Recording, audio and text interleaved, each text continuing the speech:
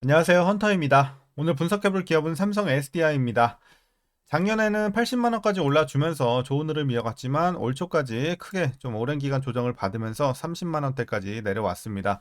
자, 이후에는 이제 반짝 좀 상승을 하긴 했지만 다시 한번 이제 최근에 떨어지는 모습을 보여주면서 전저점 부근까지 내려왔다가 다시 출발하는 분위기인데요.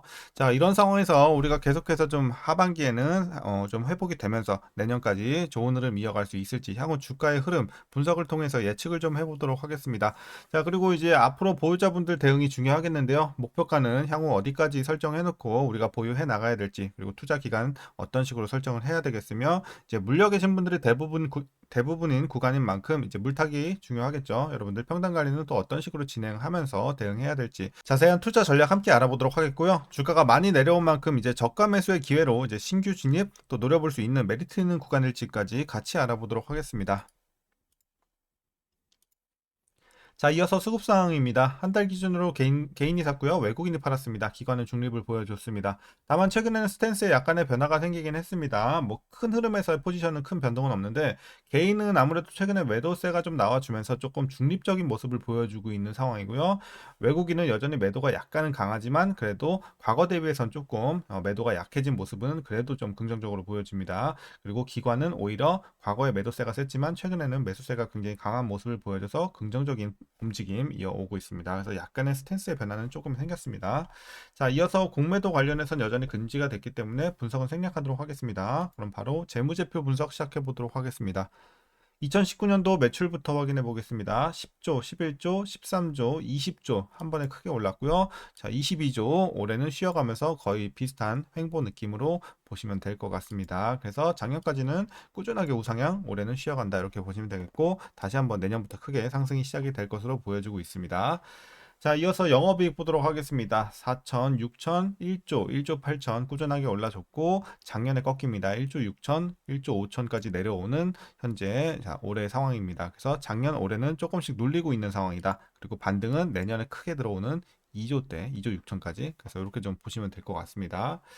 자, 이어서 단기 순이익도 보시게 되면 어쨌든 작년에는 좀 횡보한 느낌이었고 올해 떨어지면서 마찬가지로 어쨌든 올해까지는 부진함을 이어가는 상황이고 내년부터 큰 폭의 좀 반등이 예상이 되고 있습니다. 그래서 전반적으로 실적은 올해는 좀 쉬어간다. 내년부터 기대를 해보면 좋을 것 같고요. 연간 기준으로는 자, 분기별로도 한번 봐야겠죠. 전년 대비 영업이익만 한번 비교해 보도록 하겠습니다.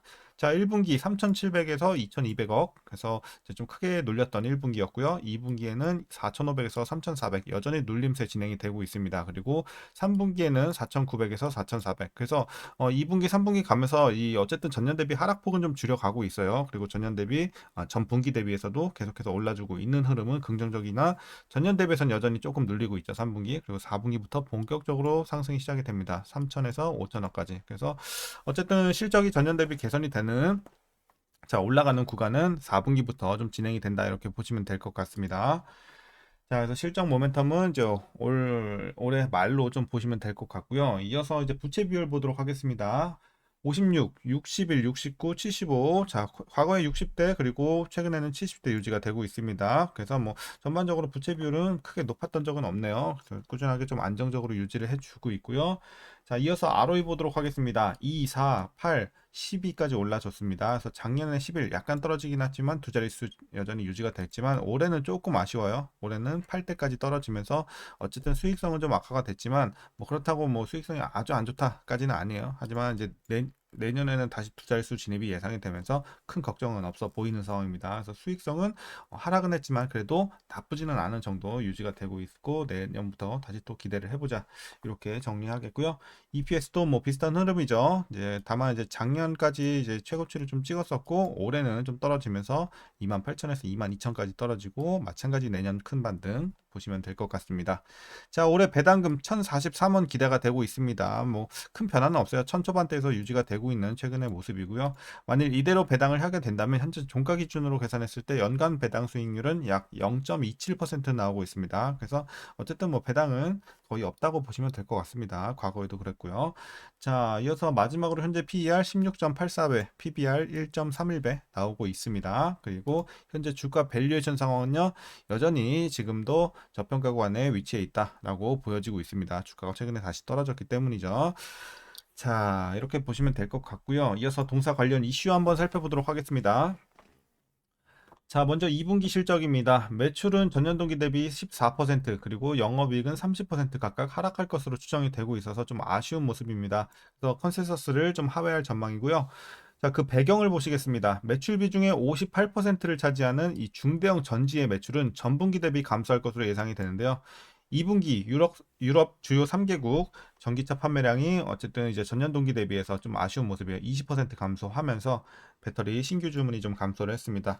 그리고 소형 전지 같은 경우는 이제 미국 주요 고객사인 리비안의 2분기 전기차 판매량이 전년 동기 9% 증가하긴 했으나 생산량이 31%나 크게 좀 감소하면서 SDI 원형 전지 출하 역시 부진했을 걸로 보여지고 있습니다. 그래서 어쨌든 전반적으로 좀 유럽에서 판매량이 좀 부진한 게 좀 컸다. 미국에서도 일부 좀 이슈가 있었고요. 자, 그리고 이어서 ESS 배터리 실적이 전력용, UPS용 수요 증가로 전분기 대비 흑자 전환한다는 점, 그리고 소형전지 고객사의 주문 미달 물량 발생에 따른 보상금 1,200억 원이 반영된다는 점은 그래도 긍정적으로 보여지고 있고요.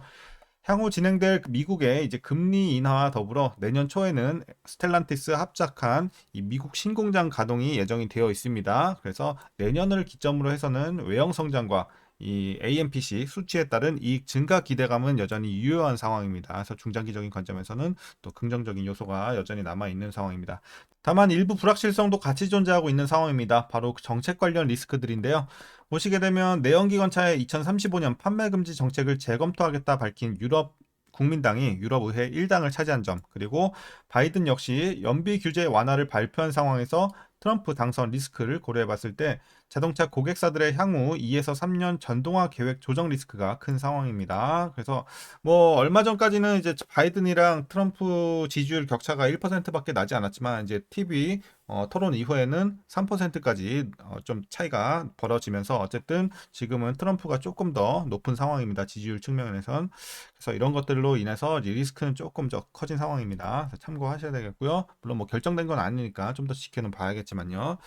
자, 그래서 정책 리스크는 여전히 좀 불확실성으로 남아 있어서 상단을 조금 제한하고 있는 현재 상황입니다. 자, 그래서 투심이 좀 회복이 돼야 되겠고요. 이제 마지막으로 그럼 여러분들 투자 전략 설명드리면서 영상 마무리하도록 하겠습니다. 자, 먼저 신규 진입 관점에서는 그래도 긍정적으로 보고 있습니다. 일단 주가가 너무 많이 내려왔기 때문이죠.